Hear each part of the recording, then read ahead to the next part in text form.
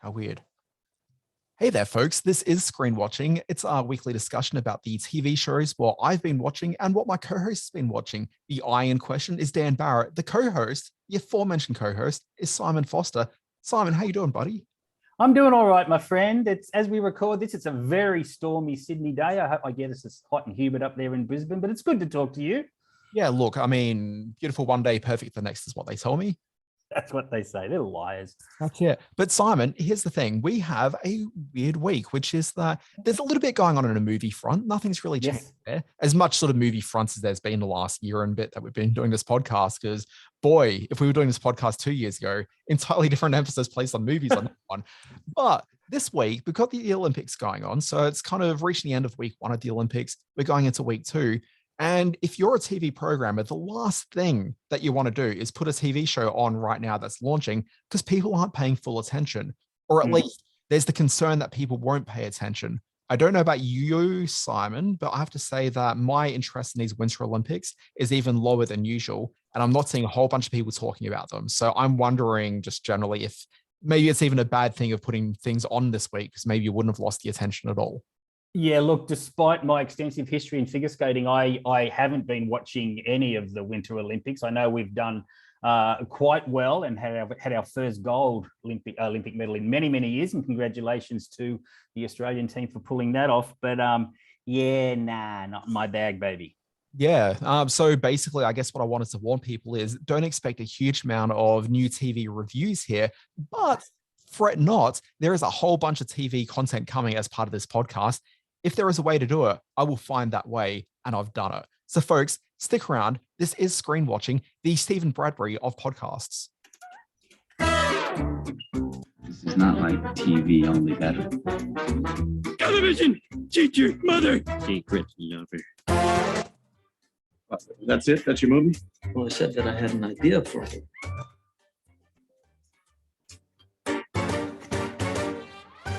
Folks, this is Screen Watching. On the podcast this week, I'm going to take a look at the TV show that's returning this week. It's called Starstruck Season 2.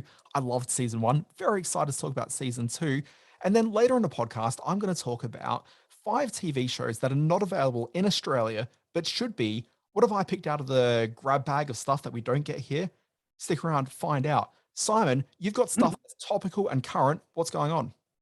Well, I've got cinemas are full of new movies this week. I've got 2 to review, as well as the new 4-part documentary series we need to talk about Cosby. And I will warn that there is some content in there that may be triggering, so be warned. We'll warn again closer to the time. 3 top quality movies that I just haven't got time to review this week, and I'll be looking at the Oscar nominations. So you're right, it's a very busy week movie-wise. The small screen lets us down a bit, but as you say, Rose is back in Starstruck, and I know you're a fan, so we probably should just jump into the reviews. Probably should.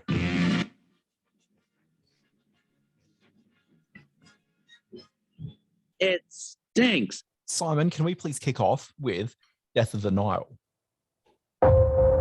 Ladies and gentlemen, please welcome the newlyweds, Mr. and Mrs. Simon Doyle. You must meet Hercule Poirot. My congratulations, madame. Merci. He's only the greatest detective alive.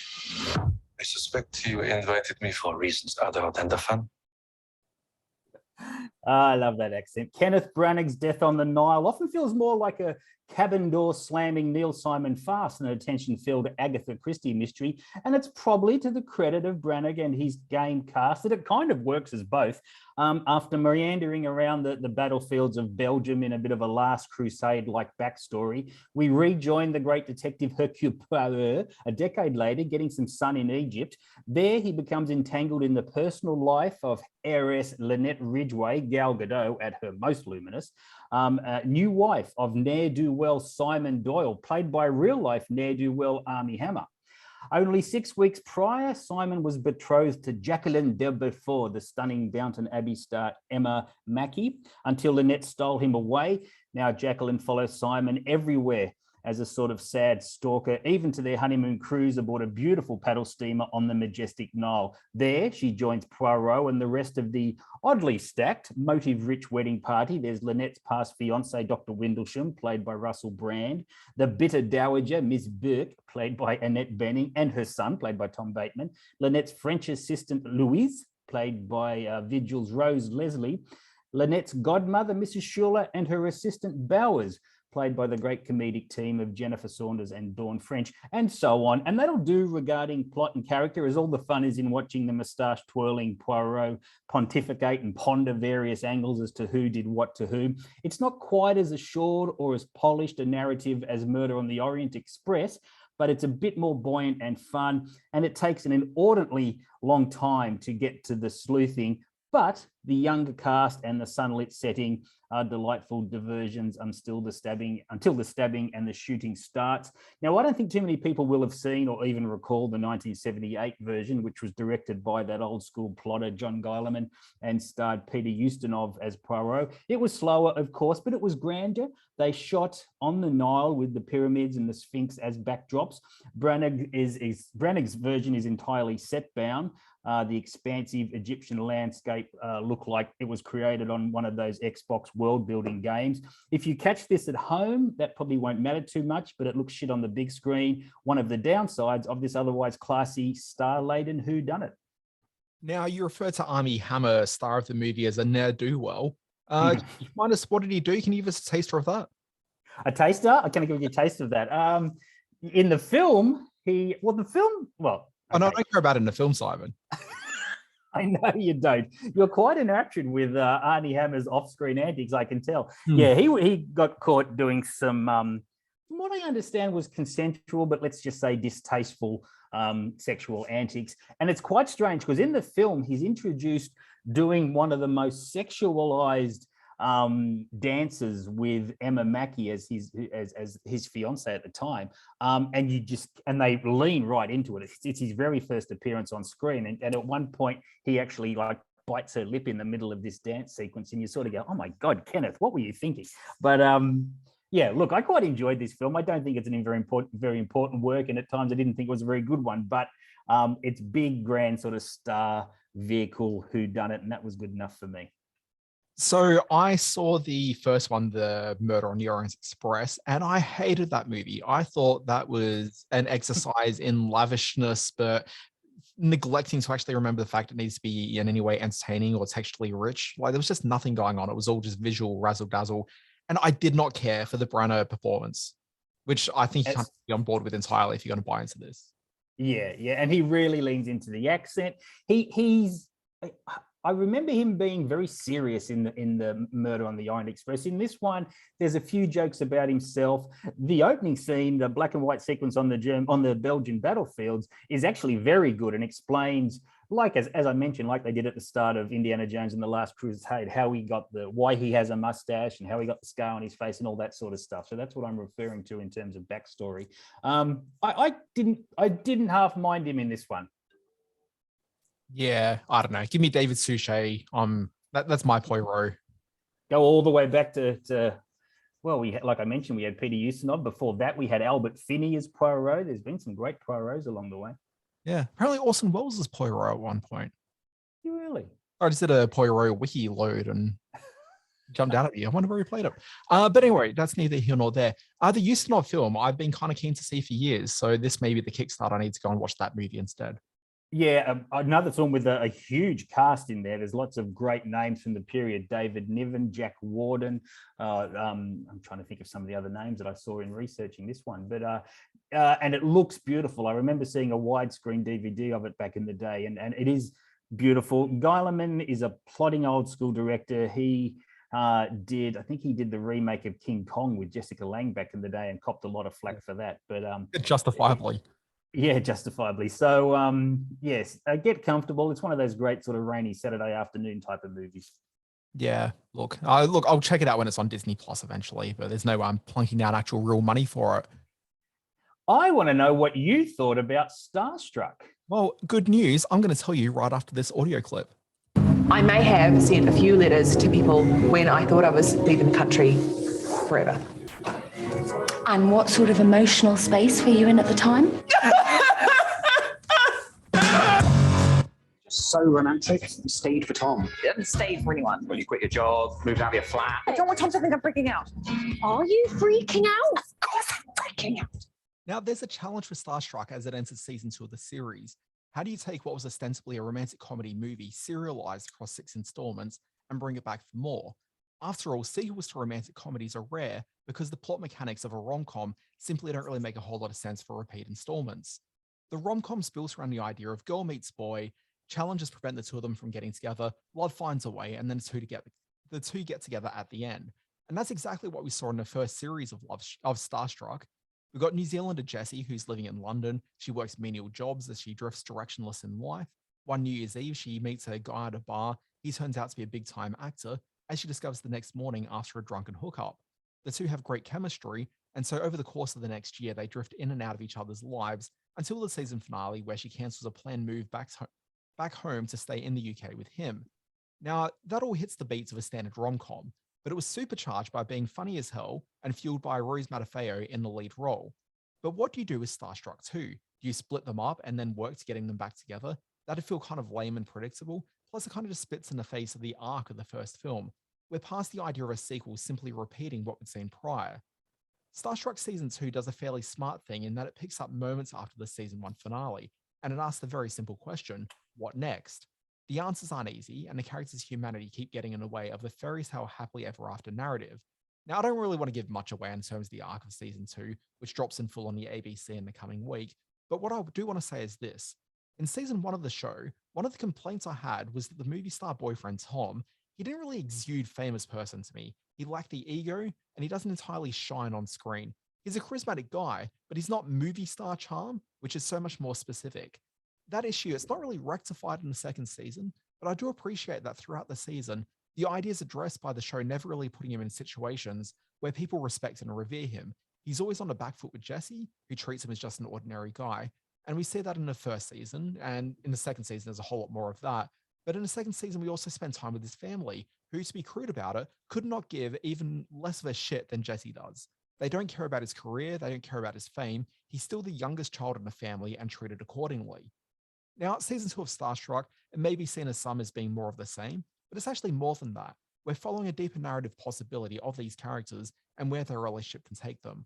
Where most rom-coms look at the characters hooking up as the end points of the story, Starstruck looks at that as the end of the first act and asks, what's next?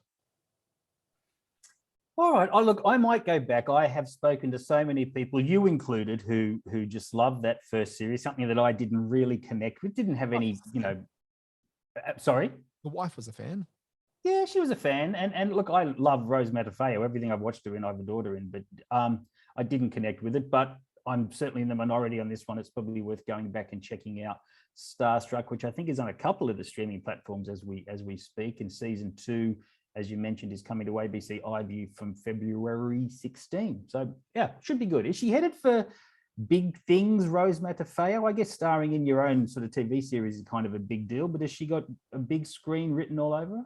You know what? I was legitimately surprised that when Starstruck debuted in the US on HBO Max, that it didn't become a much more talked about program. I kind of thought it was going to be one of those sort of zeitgeisty hits like, say, Hacks, which has got a little bit of a groundswell at the beginning, but becomes a much bigger thing sort of by the end of the 6 to 8 week run. But it never really quite got that groundswell. So I'm not too sure. Like, it's certainly been fairly popular in the UK, and in Australia, it's got a bit of a groundswell of interest as well. So, I mean, maybe it's just missing that US. Well, that's where Rose does all her work, isn't it, over in the UK? I think she's London-based, and she's always turning up on those Would I Lie to You's and panel shows that they do by the dozen over there.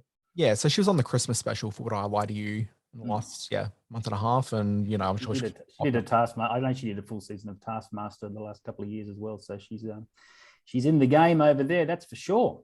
Yeah, and like maybe that's all you need. Maybe that's all you need. That's right. Speaking of romantic comedies, let's jump on over to Marry Me in cinemas now. Tonight. I'll be the one in the veil. Charlie, this is once in a lifetime. I've got my daughter tonight. Good. I've got 3 tickets for tonight. Bring her. Dad, you haven't had any fun since Mom left. Just say yes. What am I doing here? I really wish I played a different clip. If people watch the video feed of the podcast on YouTube, Simon's dancing. It's uncomfortable. Marry me, marry me. Anyway, just recently, both you and I were talking about how this sort of mid-range movie star-driven film had all but disappeared from cinemas, largely becoming fodder for the streamers. As if on cue, Marry Me lands just in time for Valentine's Day date nights and wags a very sassy finger at those who declared the big screen rom-com dead and buried. Now, Simon, in the US, it's debuting same day on Peacock. Go on. Jennifer Lopez plays Kat Valdez, a very Jennifer Lopez-like global pop superstar who we meet on the eve of her wedding to slick Latino sex god / singer Sebastian, played by Colombian-born star Maluma.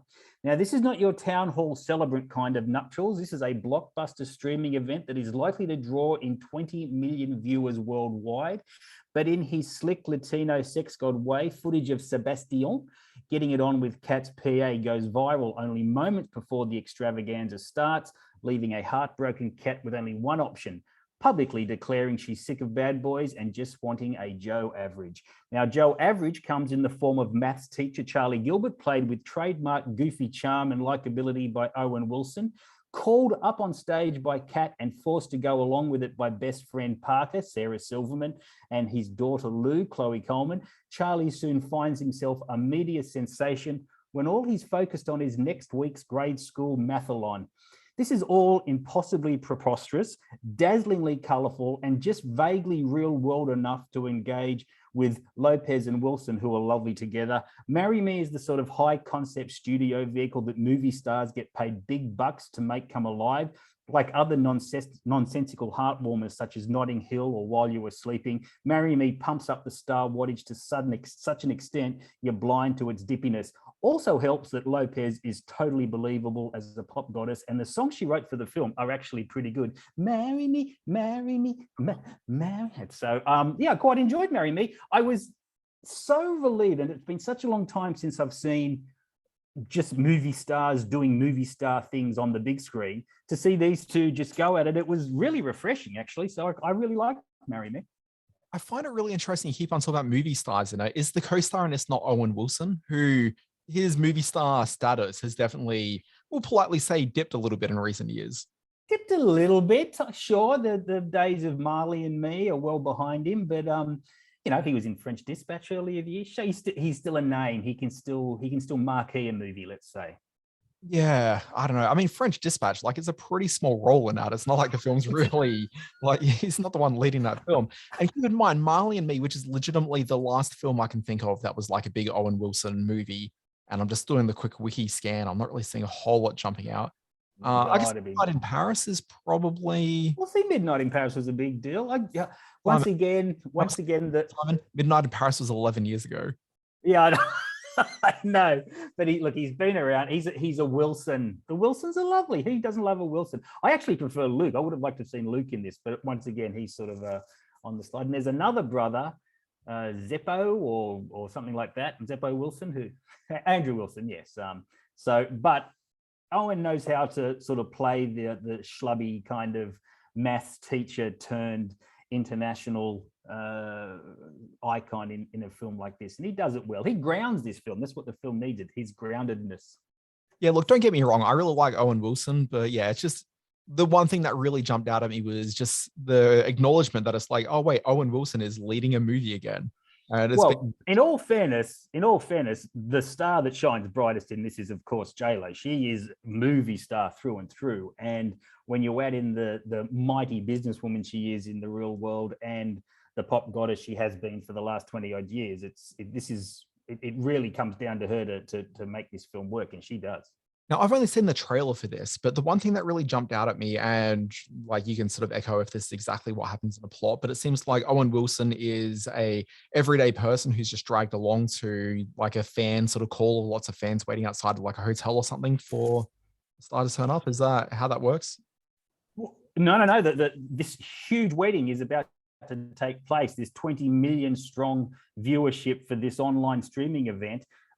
She literally gets left at the altar in front of the whole internet, and he's sort of half-heartedly carrying this "Marry Me" sign, which has been handed to him just a few moments before by his by Well, his he's in the audience daughter. for the thing. He's in the audience, and she sees him.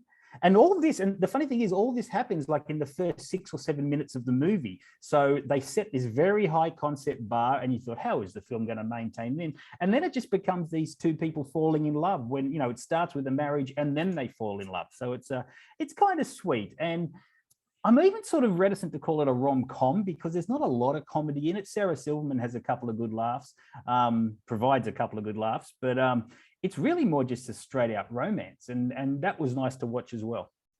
A couple of things that leapt out at me though was that one, it seemed weird that they said, oh, like 20 million people are going to be watching this stream. Like no one predicts 20 million people are going to watch a stream. One, that's actually a little bit low for a big cultural event. And two, like, you know, people don't go, oh, there's going to be 20 million people watching it. Like people may prognosticate that, oh, this may get 20 million people tuning in, but it's not like a thing that's a part of the sales thing going, oh, 20 million people are going to tune into this. Tune in and be one of them. Like that's just weird.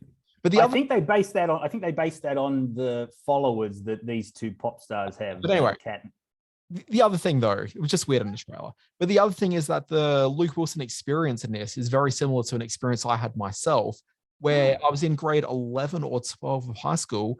Some friends of mine are like, hey, do you want to go into the city? I'm like, sure, let's go hang around. Went for a bit of a wander in the outskirts of Brisbane City, and we're walking past a hotel, and they're like, oh, what are all these people doing out there? Little did I realize my friend's intention that whole day was to get to that hotel to join the crowd waiting for one Mariah Carey to turn up, who was there in support of her Butterfly tour. Wow. So I got stuck out with a crowd of Mariah Carey fans for a good 4 to 5 hours waiting for the great lady to turn up herself. Hand to my heart, hand in the air. I am a Mariah Carey fan, so that's kind of a big deal. Did you get to see her? Did you see the great Carey? Oh, I saw her. Oh, I saw. That sounds like quite a thrill. What a great moment. Anyway, let's move on to something cheerier. Simon, what are we talking about next? Yeah, real cheery. And be warned, trigger warning for some people, I will be using phrases and referring to moments in recent history in my review of We Need to Talk About Cosby that may trigger, so be warned. So we need the girl would drink it and hello, America. Bill Cosby had been one of my heroes. I'm a black man, stand-up comic. I was born in the 70s. But this? Trouble for Bill Cosby. The accusations just keep coming in. This was complicated. How do we talk about Bill Cosby? Okay, we need to talk about Cosby. My first reaction was, do we? Could there be any perspective that filmmaker W. Kamau Bell adds to what the American court system confirmed about the sexual predation, assault, and rape undertaken by Bill Cosby over 4 decades? Now, Bell tracks the career of Cosby, how the man positioned himself as a safe alternative to the angry stand-ups of the 60s and emerged as what a lot of white Americans hoped the black man would and should be like. The implication in this docuseries is that he groomed the American public in much the same way that he would groom the women he would abuse, using the perception that he stood for all that was good and decent to hide his predilection for the sick and the violent. Now, we need to talk about Cosby. Makes you recall what a talented, unique comedic force Cosby was. Bell speaks to comedians, co-stars, critics who at some point in their careers acknowledge Cosby as America's greatest comic. There are moments scattered through the 4-part series where you'll laugh. Episode 3 examines The Cosby Show, a show that was not only a ratings hit, but which portrayed a black middle-class family in a manner that I had never seen, that had never been seen before. And it certainly opened my wide eyes to what this portrayal of an African-American family meant to African-Americans. Bell defines precisely and to scale the cultural and social force that was Bill Cosby and that period of his American dad persona. But while this series can be funny and sentimental at times, the recollections are never rose-colored. At key moments, he will lock the tripod and give unedited center stage to the survivors of Cosby's assaults. As the series timelines Cosby sold out stand-up gigs and Grammy-winning records and hit TV show and movie career, it also timelines who he drugged and raped with first-person accounts of those he abused. So ultimately, we did need to talk about Cosby, not only to fully reveal the horrific monster he was, but also to gauge the impact his sociopathic manipulations had upon generations of Americans. We need to talk about Cosby. It debuted at Sundance in January and came to Paramount Plus a couple of weeks ago, day and date with Showtime in the US. It was an eye-opening watch for me, let's say that much. Yeah. So look, I do think there's an important need to talk about Cosby as cultural figure. And it's a very difficult conversation to have because Cosby occupies such a really unique space in the cultural landscape. Because one, you can look at, so like I'm a child of the 80s, so I grew up with the Cosby Show as being my primary sort of Bill Cosby pop cultural sort of sphere. So he was already huge by that point and that show was running. I also grew up with Fat Albert and the Cosby Kids. So, I mean, that was probably really the first time I came across Cosby, watching that as like a young kid and then coming across the Cosby live action sitcom. But if you think about Cosby prior to that, he started out, not only was he a massive stand-up comedy star, also he's the first African-American to be the co-lead of a TV series in the US with I Spy. The amount of attention, like the, I guess, elevation of seeing an African-American on screen every week as the co-star of this program is a phenomenal achievement. And it's really hard to look past that. So groundbreaking there. Cosby Show comes along and becomes the biggest TV show in the US for quite a number of years there. Like nothing could topple that in terms of viewership, in terms of cultural relevance. Like it was the show for, 4 or 5 years until The Simpsons really came along and ended up knocking it out. Like this is a show which had, it's a show with starring an African-American family with very positive, like there's an idealism involved there, but also it's, something to look up to. It's difficult for not only people who are African-American to grapple with seeing who the person who is the personification, the typification of like the African-American ideal, but also for a lot of white audiences, like he was kind of a very safe on-ramp for a lot of people to be opened up to African-American culture and to cross that racial divide. And particularly in the US, like that was hugely important. So to think about the role that he played and be able to break down those barriers that existed culturally between race, like it's hard to really want to even grapple with the fact that we had this monster who's really behind the scenes doing what he was doing.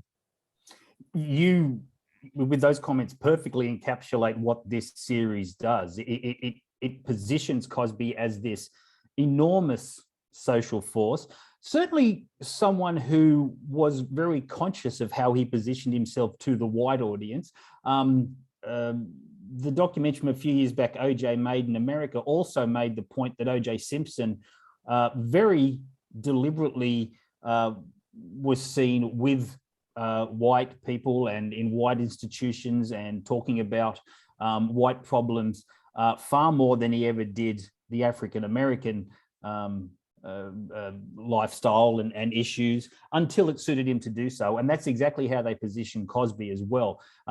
He was, going on Carson and making very sort of simple jokes and not doing anything confrontational at a time when comics were screeching and roaring about Vietnam and Watergate and this amazing sort of social change. So Cosby was seen as a very comfortable figure.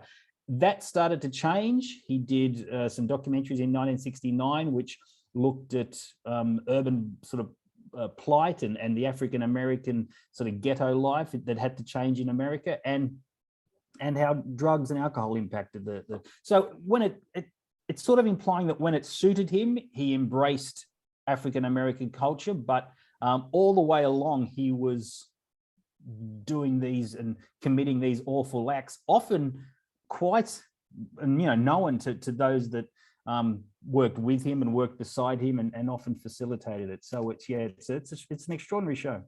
Yeah, look, it's something I'm very interested to watch. It's just that it is so heavy, so weighty that I just don't know if I can bring myself to want to hit play on it. Like it's a cultural issue I'm very interested in, but also it's a cultural issue that I have a hard time grappling with at the same time, only because, and like, here's the thing, like I think the clip that we played before we went into that had the moment of Bill Cosby. I think he was on a talk show in that clip talking about putting Spanish fly into women's drinks. Yep. that is a regular bit that he was doing on stage. Like I've seen him do that in a number of different contexts. Yep. And it's he kept doing it. He did it for almost a decade, and it was one of his biggest routines. Really, it's found. They also, I honestly think this is an important documentary series for anyone who's interested in film and TV generally, because this is the guy that really shaped so much of the culture that we consume today. But at the same time, we also have to acknowledge that, he did what he did. Also in cinemas this week, I want to mention quickly the Oscar-nominated Drive My Car, the wonderful Japanese film. You've got to settle in for this one. It's nearly 3 hours long, and at times it's quite a leisurely paced, very subdued drama about a husband discovering about his late wife's secret life that she led that he didn't know about. Also in cinemas is Wormwood Apocalypse. This is the sequel to the big splattery zombie epic from a few years ago. Wormwood Apocalypse, directed by Kia Roach-Turner, returning to the director's seat after the first film, is a big bloody bit of Ozploitation. When those are into that sort of stuff, like me, will love it. And also in cinemas is Benedetta, the new Paul Verhoeven film, which is very deservedly has an R rating for the story of a nun who decides to turn the screws on her nunnery that she's in. It's very hard to sort of put words together. You can see that I'm grappling with exactly what this is about. The key word that you want to use there is screw. Yes, I know. There's an awful lot of that going on with all sorts of bits and pieces that are lying around the nunnery. So be warned, Benedetta is in cinemas now, and it's the most Verhoeven-esque movie we've seen in quite some time. There is a good chance that will have me going to the cinema this weekend.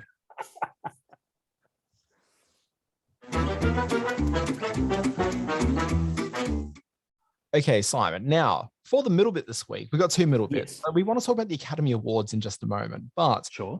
One of the things I wanted to do, and it's just something that's been weighing on my mind a little bit, as I looked at this week and thought, oh gosh, things are a bit quiet. I also thought about the fact that there's so many shows that are currently playing around the place that I kind of wish we were playing in the Australian market. Like there's a bunch of shows sitting in libraries around the place that there's an audience for. I'm not necessarily saying that these are the absolute 5 best shows that people need to be tracking down, although there is one that I think is exceptional that people really need to see. But they're just 5 interesting programs that just kind of have been on my mind a little bit lately. Okay, so I thought I'd dive in. Yeah. So these aren't available in any of the streamers. They aren't available to any Australian audiences. These are just sort of disappeared into the ether a bit. Absolutely. So it could be for a number of reasons. It could be that the show just isn't being offered. It's not on the market to be able to buy. And that's certainly the case with one of these programs, I'm pretty sure. And there's a couple of others that are just a bit new, and then there's others just haven't been picked up yet. So, just putting it out as the ether. Okay. All right, my friend, let's go with it. The very first show I want to talk about is one of my absolute favorite shows from the last couple of years. It's a series called Joe Pera Talks with You. I know you just got your food. I was wondering if you could share a bit about your breakfast crew, Gene. Well, a breakfast crew is a group of living individuals who meet regularly for breakfast at the same spot at the same time. We do Saturdays at 9. We even have a name. The Over-Easies. That's great. What do your wives do? They have their own breakfast crew. They're called the Pink Grapefruits. They're right over there. Oh, hi, Lulu. Hey, Joel. Please don't come over here. Okay, this show is just incredibly nice. Comedian Joe Pera, he leans into his shtick big time. He's very white, he's quiet, he's nebbishy, and he 100% celebrates his Midwestern attitudes. Every episode of this show, it explores a facet of life that he finds fascinating. Watch the first season and you'll see him spend an entire episode at a diner on a Saturday morning, considering the importance of breakfast and breakfast rituals. Another episode has him discovering the song Barbara O'Reilly, and if you don't know that song by name, you absolutely know that song, I assure you. But we all get to celebrate the joy of hearing a favorite song for the first time through that episode. There's another episode that's a lesson about the different minerals that exist in rocks. Now, what the show is really about is the way that we all treat one another. It's about the common values that we all share. It's about the personal beliefs and concerns that all get in the way of us enjoying life's simple pleasures. Episodes, they run only about 11 minutes apiece, and they're really quietly funny, introspective, and incredibly touching at times. As the show evolves over 3 seasons, not only does the show build out its world of characters and community that grows around Joe, but also the show starts getting incredibly deep and more complex with its introspectiveness. The 3rd season has a season-long arc about Joe thinking about making himself a chair. But by the end of the season, you understand that Joe hasn't been looking for a chair. He's been looking for an opportunity to establish a family and lifelong roots. The chair's just the vessel that'll give him the opportunity to sit back and enjoy life when it happens for him. This is really smart, oddball TV, and I love it dearly. No, I'm just having a look at some of the production companies or where it might have played in the US. It seems like a very small scale Midwest production. Did it ever have any kind of traction with the US market at all? Okay, so in the US, it played on Adult Swim, which is the oddball nights programming slot where you'd see things like Aqua Teen Hunger Force or all sorts of just very strange TV. And this is probably the strangest one of them all because of how normal and just down to earth and just friendly the whole thing is. Basically, the cool comedy kids are really into this program at the moment. And it's not a show that's pushing boundaries in the way that you expect comedy to. Like, there's nothing that is hard to grapple with. It's just that this is just so subtle and so emotional. Like, it wears its emotions on its sleeves in a very overt way, which I don't think most people are really used to. And when I say emotions, there's not people crying there's no overt emotions because these are Midwestern people with Midwestern values. It's really just sort of looking for a connection with one another and just being honest and open and just being just generally lovely. But yes, that looks sweet. At the moment, it's playing on HBO Max in the US, so it's starting to get a bit more of a viewership through that. And I'm hoping that someone picks it up here because I'm desperate to get people onto this because it sounds so naff. Like, there's nothing I said then that sounds hugely appealing, but sit down and watch this. And I got into this ritual of watching one episode before bed over like the course of about a month and a bit. And like, it's such a lovely way to end your day because it gives you an opportunity to really just assess what's important about the world. It's called Joe Pera Talks With You, available on HBO Max to our US listeners and hopefully very soon in Australia. What's up next? Okay, the thing that I've talked about on this podcast before, and I'm just going to mention it briefly again. In 2019, there was a revival series of Mad About You. The place getting bigger. 20 years ago, I would have been there already. Hello, Buckmans. You know what that is? Picture of your parents bringing you home from the hospital. Wow. I love you like tell me who can stop my You are going to back off and give your daughter a little space. Oh, she has all the space in the world. She's 5 blocks away. Okay, so I mean, this is every bit the Mad About You that you remember it being from the mid-90s, and everyone's a little bit older and maybe a little bit more maudlin than I guess they had been sort of in the original incarnation of the show. But ostensibly, it is the same show that we know it as. It is crazy to me, crazy, capital letters crazy, that there's a full season of a Mad About You revival with the original cast brought back. Most of the supporting cast, those who are still with us, they all came back. It looks and feels like the original show, one of the biggest sitcoms that came out of the US for a good decade there. And yeah, it was made available on a little used streaming service in the US. And ever since then, it doesn't seem to be sold anywhere else, either in the US or globally. It's just kind of part of this small library on Spectrum, and that's kind of as far as it's going. It is bizarre to me it's not available. What's Spectrum? I don't know what Spectrum is. How do I get Spectrum? Exactly. So Spectrum in the US is a cable TV service. Okay. It's just that it's a branded service. I don't know if it belongs to one of the larger players or not, but basically if you're a Spectrum customer, you get access to a on-demand service that had Mad About You sitting in there. How did they get a big property like Mad About You? You'd think that would have been owned by one of the major networks or be attached to something like Castle Rock or something like that, one of the big sitcom producers. How does Spectrum end up with the rights? Basically, Helen Hunt and Paul Reiser, they wanted to do the show. They went out to market. They said, hey guys, we want to do the show. And nobody was interested. Oh, no. Like, really, just no one was that keen. And then eventually Spectrum said, yeah, we'd like to do it. And so they went and did it there. But like, the thing is that like, I can appreciate that Mad About You probably wasn't everyone's favorite sitcom, like from the 90s. It's a big deal. It was a big deal in the day. I mean, it was a big enough deal during the day. Like, I think I watched every episode of it. Like, I enjoyed the show. I've gone back and rewatched it in recent years. Like, it holds up pretty well. It holds up much better than a lot of sitcoms generally tend to do. Like, I think there's enough of an audience who'd be interested in this. So I can't believe they had such a problem trying to sell the revival of the series, considering how many other shows, which are certainly far lower in stature, have gotten revivals and are up and running. And two, the fact that they just haven't sold this to an international market is crazy. Why only one season? What happened? Because no one watched it on Spectrum. Like, the story tells itself. Like, wow. They spent money on it, nobody watched it, and there was no justification to a second season. Okay, so Mad About You 2019, which starred all the same people, didn't it? It was Hunt and Riser and the dog. Well, maybe not the dog, but it was all the... Murray is no longer with us, I'm afraid. That's what I figured, yes. All right, I'll have to try and hunt that down somewhere. No pun intended. What's number 3? Okay, number 3, I really enjoy hangout comedies, which are mindless TV, but present a really fun opportunity to spend time with the characters that you like and enjoy their silly capers every week. So probably the last good one of those is a show called Happy Endings, if people remember that. And that's going back a good decade at this point now. It's been a while since there's been a good hangout show. You don't know Happy Endings? Oh, you have to check that one out. You and your lovely wife, Fiona, would really eat that one up. It's a fantastic show. Okay. Happy Endings. Yes. Sorry, go on. I interrupt. Happy Endings might be available on Stan here. It certainly was for a while. I'm pretty sure SBS On Demand had it. So maybe Fiona has checked it out through there. I'm not too sure. But the one I want to talk about is this show called Grand Crew, which let me just play a quick clip from. Not a great clip. I'm going to ask Alicia to marry me. What? Seriously, dude? I've had almond milk in my fridge longer than you've been with Alicia. We gonna be on. Relax. Couldn't find a coaster race, huh? You out here looking like an unfinished drawing. And we love.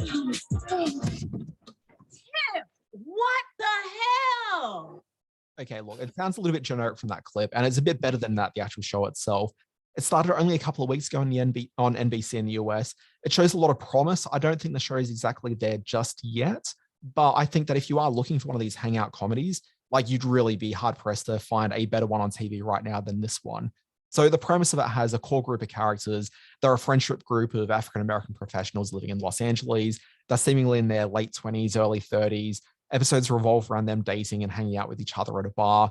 It's really simple, lightweight TV. But as a lot of us start moving towards streaming and away from US network TV, it means that we're going to encounter fewer and fewer of these sorts of shows going forward. So if this is a type of TV you enjoy, know that Grand Crew is quite a good example of this kind of a show and worth checking out whenever it finally lands here. So I'd be very surprised not to see this on Stan or something similar in the next couple of months, but you know, it'll turn up. Nicole Byer is a big plus for me. She does a lot of red carpet work and a lot of the E-channel kind of sassiness, and she's very funny in the bits she does on there. So it's great that she's getting a series slot. Yeah, you'd think NBC Universal's ties to Australia would see this come down here, but there are an awful lot of shows in the US aimed at the African-American market that just never see the light of day down here. So I'm hoping this one breaks out of that mold and we do see it. Yeah, look, I mean, that's true. And I kind of understand that because, and look, this is a really interesting conversation. Sorry, I'm going to go off on a bit of a tangent here. So tangent away. Yeah. So in the next couple of days, there's going to be a relaunch of the Fresh Prince of Bel-Air kind of on the Peacock streaming service. Now, if you remember the Fresh Prince of Bel-Air, it was a very sort of vibrant, lively television program. It's a little bit over the top in a way that a lot of African-American focused sitcoms are.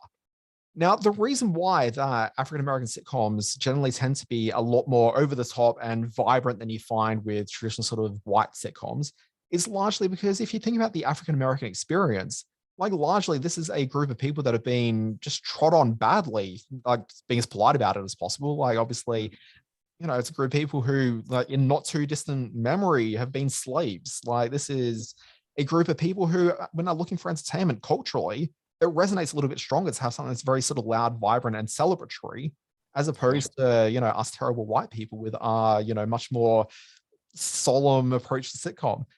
So it makes sense that something like Fresh Prince of Bel-Air exists. And now you've got this show that's come along that's taking the story of the Fresh Prince of Bel-Air, but grounding it in like, you know, the roots of the streets, and it's making it into a very sort of dark, gritty story. There's a few questions going around this week, which is that, are they doing a disservice to what the Fresh Prince of Bel-Air was, which was a show that was a celebration, and are now going at it from an entirely different perspective? Like, is this necessarily to the show's benefit and to the benefit of fans of the program? And so that's an interesting question. I'm kind of curious to know how people will respond to the show. Being on Peacock in the US, I can't imagine a lot of people are going to watch it, but, you know, it'll certainly be a topic of conversation for culture writers, I think, for the next couple of weeks. And we touched on this in my review of the Cosby documentary, but the Cosby Show was so beloved by the African-American audience because up until that point, so much of their sitcoms or so much of their TV dramas had been about the problem with drugs and the problem with unemployment and just the worst sort of aspects of life as at that point in time, an underprivileged section of the community, a downtrodden, I should say, section of community. The Cosby Show showed, as you said, aspirational people where there wasn't sort of an asterisk after their success. They were happily middle class and enjoying their life as middle class people. So that's why the Cosby Show was such a big deal. We are going off on a tangent. I'll let you get back to your sorry. time, but I'm gonna swing right back to the point that I wanted to make but forgot to make, which was just that generally because a lot of these traditional African American sitcoms are so over the top and a little bit broader, when they tend to play outside of the US, I don't think they necessarily have the same cultural connection that they do sort of within the US. So, you know, I think it's just a bit harder for someone in Australia to understand exactly why you're watching something that feels so broad and over the top compared to the rest of the TV that we see imported into the country. Number 4 on your Where the Bloody Hell Are You series of shows, what is it? Okay, we are going to talk about a show called Mandy. Actually, have you got something all grown up and executive? You know, something that says conference call. No, Minty Pig? Got a new job. Oh, that is wonderful news, Mandy. What is it? At the banana factory. I'm an arachnid control operative. What is that? Spiders, Long. They're coming on the bananas. It's my job to smash them. It's a very important role. Now, look, I'm obsessed with Diane Morgan. Anyone who's watched any of the Charlie Brooker Screen Wipe shows will know her as Philomena Kunk. She's a character who's been spun off and given her own dodgy history specials, Kunk on Britain and Kunk on Everything. And she was also in a Ricky Gervais show, Afterlife, and she's been in a whole bunch of other shows and guest roles. She's got this new series called Mandy. Episodes are generally about 10 to 12 minutes long, and they focus on an aimless, kind of repugnant, lazy, and ignorant woman named Mandy, who just blunders from job, life experience to life experience. Now, I've only seen a couple of episodes of this. It's gone into a second season in the UK recently. But look, I was especially taken with what I think was the first episode. It's got the storyline that you heard just in that clip there. She's got a job in a banana import facility where she's responsible for killing poisonous spiders that come in with the bananas. By the end of her first shift, 17 co-workers lose their lives. Oh, this sounds very funny. Obviously out of the UK at 15 minutes an episode. Is that... Yeah. Yeah, is it, what is it, a network or is it on one of the major channels or is it a YouTube or a web sensation? Off the top of my head, this is BBC 3, and this is from a time period, because BBC 3 went off the broadcast TV and has instead just been on an online portal on the BBC website for a while. So I think that time really made no difference whatsoever. So it could be a 10-minute program, a half-hour program for things that are commissioning. It's going back to broadcast as of, I think, this week or next. It may even be back as broadcast right now. So shows like Diane Morgan's the star. Shows like Mandy will probably be 2 of these episodes sort of jammed together when they go onto broadcast, if they do it all. That sounds very funny. I'm very keen to see Mandy. No hope of it sort of, I guess at 15 minutes length, it's going to be hard for it to pop up on one of the streamers down here. It could probably pop up on ABC with they don't have a comedy channel anymore. They've got ABC 2. Is it 2 ABC Plus? Is that what they called it now? I can't remember the name of the show. I don't think they even know. I'm not sure they know either. But yeah, ABC iView would probably be where you're likely to see the crop up if it does. All right. This is an interesting bunch. What's your final 5? Okay, the final one is a Canadian program called Children Ruin Everything. Chuck emailed me last night. Hey, that was old Chucky. That's my old boss. Yeah, I didn't know. You got me. He said my job's available in a few months if I'm ready to go back. Oh, that's amazing. Do you want, it's totally up to you. We need the money. Yes, no, I'm definitely going back. I need to earn. And also, my brain's turning too much. The other day, I forgot the word Japan. That was today. Well, when I'm a working girl, I'll never forget Japan again. So Children Ruin Everything, it's a Canadian comedy, which is kind of what you think it is based on the title of the show. And it's exactly the sort of show that usually frustrates me. These are shows where the only appeal for the show is lived experience. And you can see the pitch here, which is that anyone who's ever been a parent will relate to this family comedy. But look, what makes this show work is that most of these episodes don't really revolve around the idea of having reverence for the kids in the show. It's not mean-spirited, but the kids are very much an obstacle to personal satisfaction rather than the objective of the program. And most importantly, the show's funny. It may not necessarily be as ha-ha funny as I wish that it was, but it's certainly on par with a comedy like Kim's Convenience. So polite Canadian values, witty dialogue, and an appealing cast. So look, it's not an all-timer show by any means, but I certainly think that if you found it on a local streaming service, you'd stick with it.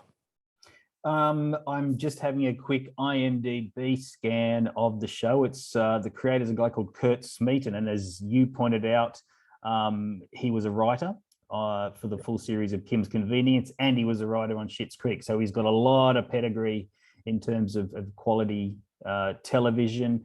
And the trailer that played, this looks a little bit like a Canadian Modern Family, which can't be a bad thing because Modern Family was great. So that's not a bad, that's a great recommendation. Production is only this year though, so it's still fairly new. So there's still some hope that'll come to Oz Television. Yeah, I believe this has been a fairly successful show in Canada. Like it's probably the Canadian comedy of the year as far as things go. Canada's got a surprisingly large number of comedies that it pushes out every year. Yeah. We don't really get many of them here. So, it's certainly an area of the world. An area of the world to watch out for. If you like sort of polite comedy, which is certainly what this is. And you sort of referenced Modern Family. Look, I'm not really much of a Modern Family fan. I have some issues with that program. This is probably a little bit more, I guess, sort of a bit grittier and a bit more acerbic than Modern Family, but in a very Canadian, polite way. And you'll certainly recognize the cast in it from other things. That is the Where the Bloody Hell Are You? Five shows that have yet to hit Australian television that really ought to, and great collection. We'll be looking out for them. I think it's about Simon Foster. We're going to talk about the Academy Awards. They got nominated. Well, there's nominations announced this week. The Academy Awards will get nominated for something, and it will eventually. Or will I watch this program tonight? On nominate? No, but go on. Okay, so the big deal for me this week was the Oscar nominations, the annual backslapping festival that Hollywood undertakes. As is usually the case, there's a whole lot more to be discussed in the films that were ignored, I guess you could say. Probably weren't ignored, but didn't quite make the cut. The internet went bananas when Lady Gaga missed out on a nomination for her role in Ridley Scott's House of Gucci. I had no nominated for that film. That was garbage. Yeah, well, there was a real groundswell of support, and to be fair, she had received a hell of a lot of nominations from the Screen Actors Guild, from BAFTA, from most of the major awards heading into the Oscar nominations. She had runs on the board.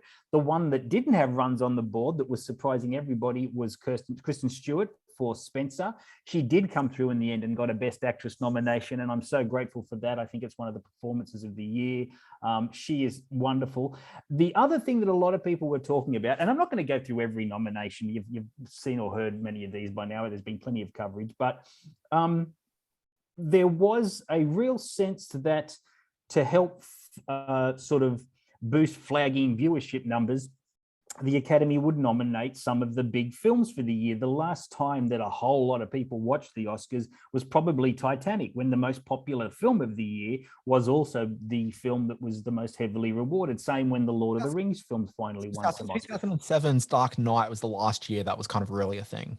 Exactly right. And they expanded the Best Picture race to sort of to anywhere up to 10 nominees to try to fit in some of these really popular choices. But there was no Spider-Man No Way Home this year, except for a sole visual effects nomination.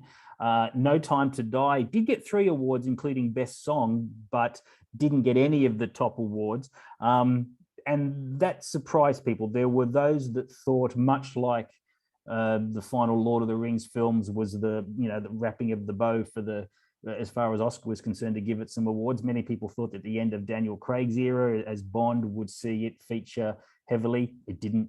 And Spider-Man No Way Home, despite now being the 3rd top grossing film of all time, couldn't find any traction at all. So, and in fact, it almost worked the other way. A whole lot of the nominees have stumbled terribly at the box office. Steven Spielberg's West Side Story is actually going back into theaters all over America to try to bump up the fairly limp box office, which was at 36 million.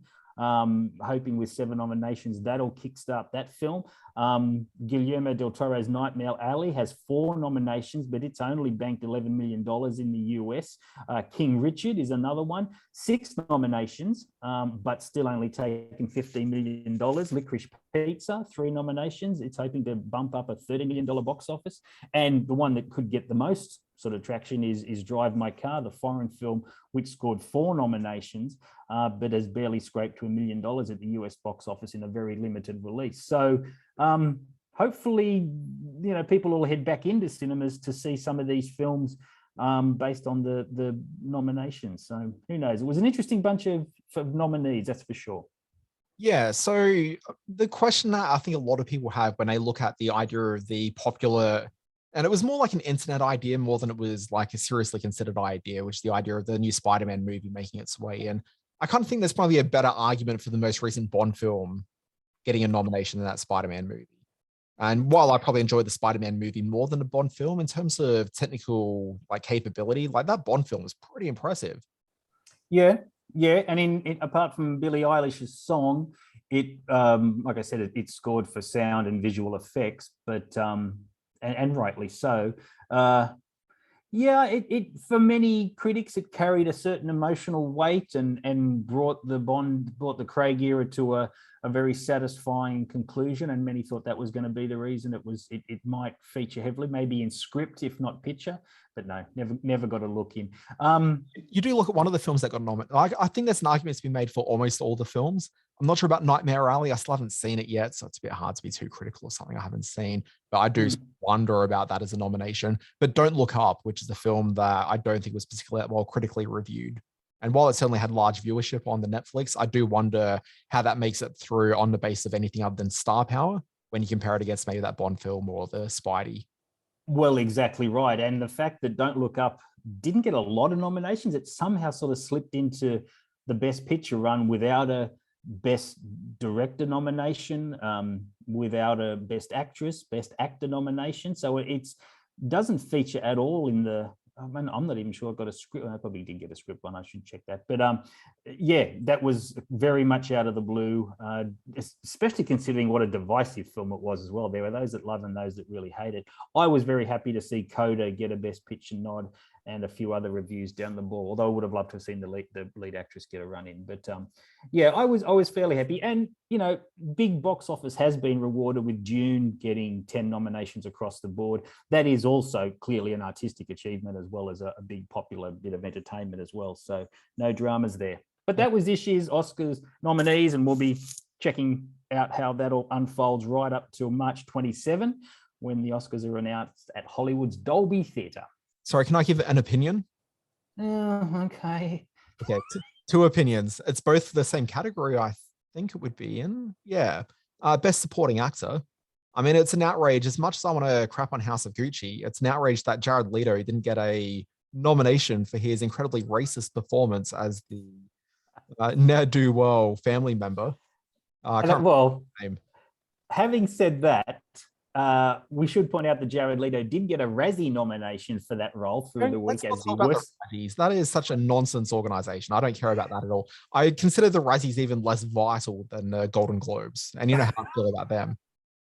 Okay, and I know, are you going to raise your boyfriend? Let me finish off. I've got a Jared Leto bit of business I have to finish with here, which is I wanted to see him on the Academy Awards where they played the clip of every character actor up there.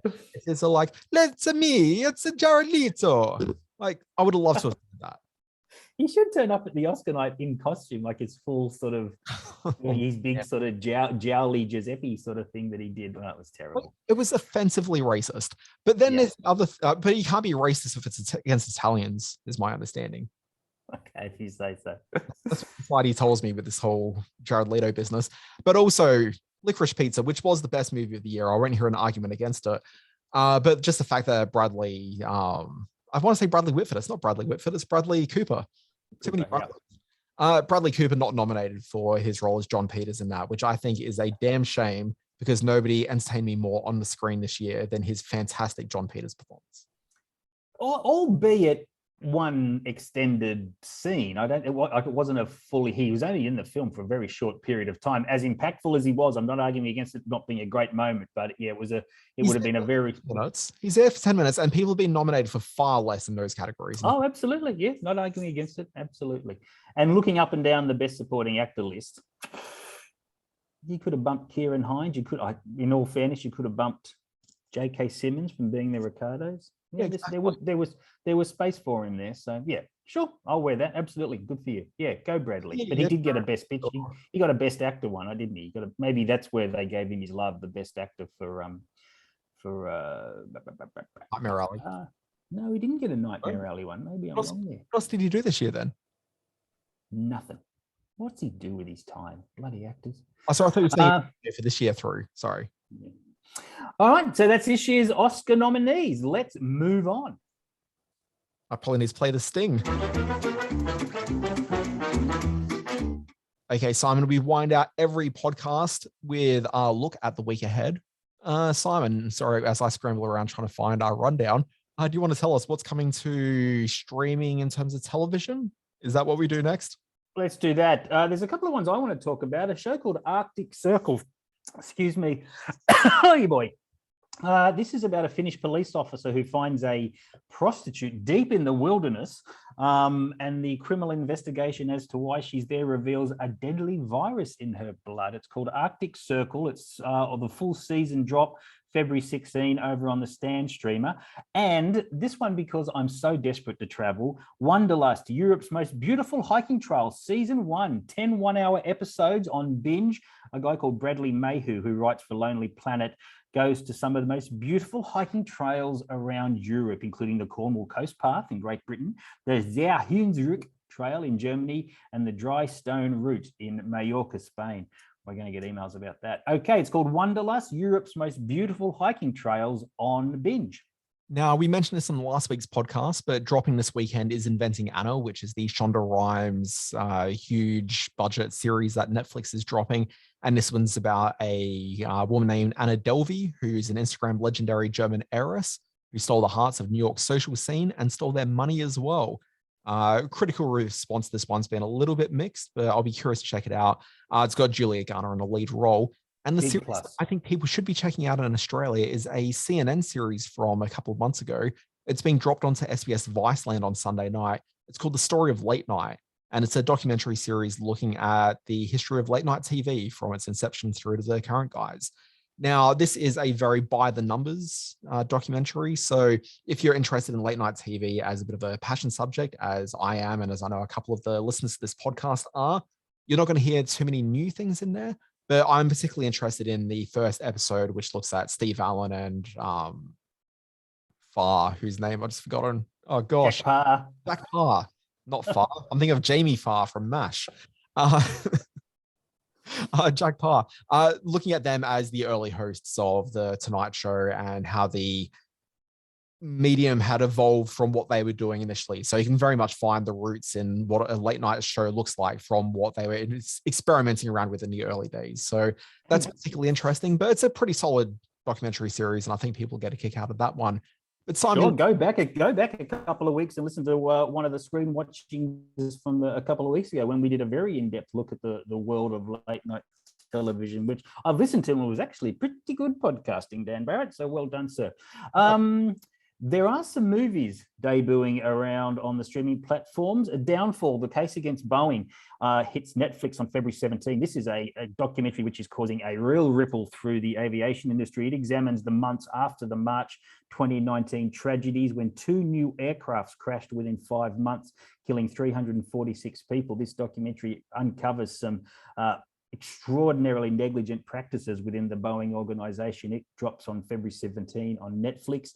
And Genius, the Kanye trilogy. If too much Kanye is not enough for you, 270 minutes of that nut job's life can be watched from February 16 on Netflix. This follows the life of Kanye West, a fairly intimate portrait as he builds his way from singer to businessman to become a beloved global brand, he writes.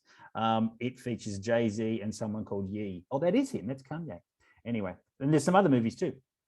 Yeah, so there's I Want You Back, which you mentioned on the podcast last week. This is a romantic comedy that stars Jenny Slate and Charlie Day.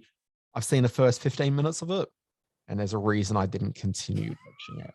It wasn't terrible, but it was just kind of a bit of nothing. But if you're after a fairly sort of standard rom-com with some fairly funny people at the center who aren't being particularly that funny in it, this might be one you want to check out on Amazon Prime Video, which is dropping today.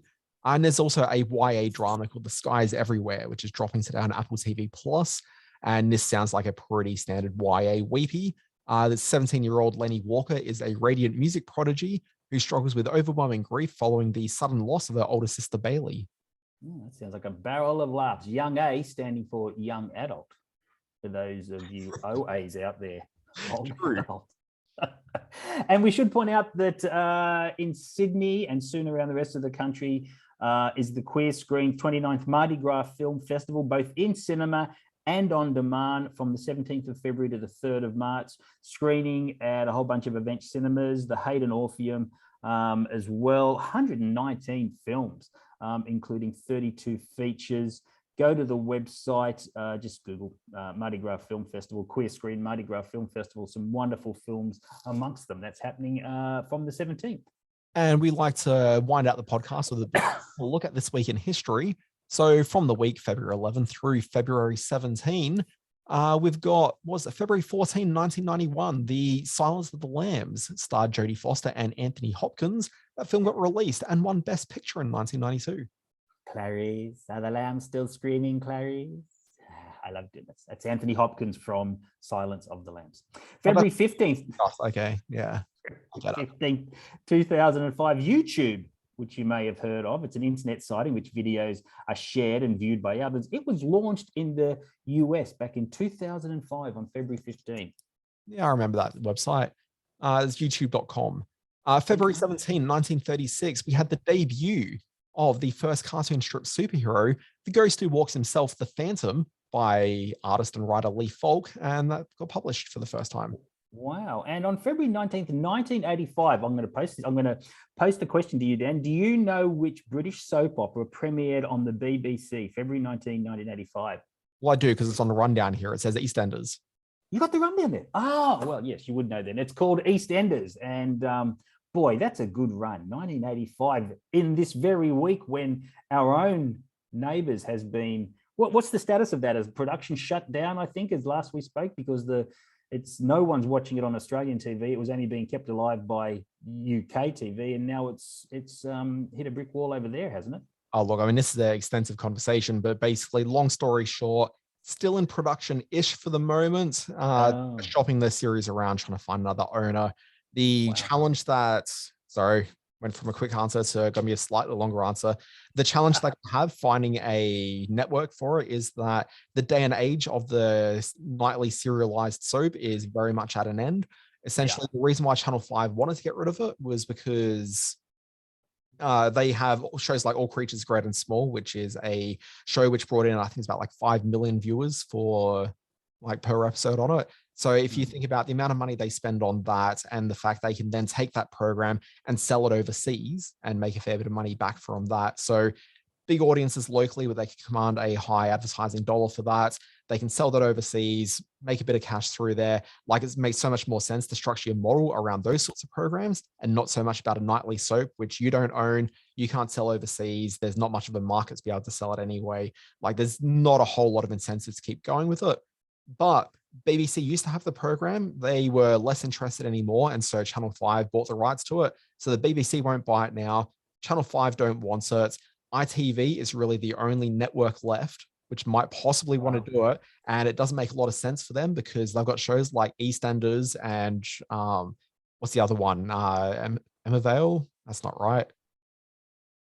What's that other? You know the soap I'm talking about? Yeah, I do. Yeah. Emmerdale?